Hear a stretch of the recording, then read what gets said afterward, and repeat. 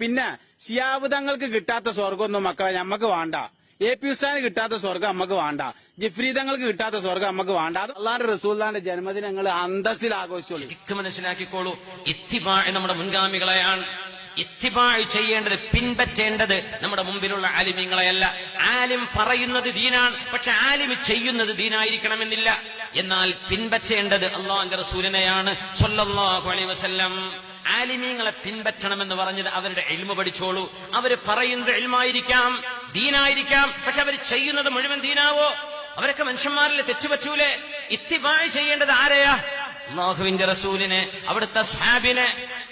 നാളെ പരലോകത്തെത്തുമ്പോ എത്രയോ നേതാക്കന്മാർ അനുയായികളോട് പറയുമത്ര, അനുയായികളെ നിങ്ങൾ എന്തിനാ എന്റെ കൂടെ കൂടിയത്? ആരാ നിങ്ങളോട് എന്റെ കൂടെ കൂടാൻ പറഞ്ഞത്? ഇത്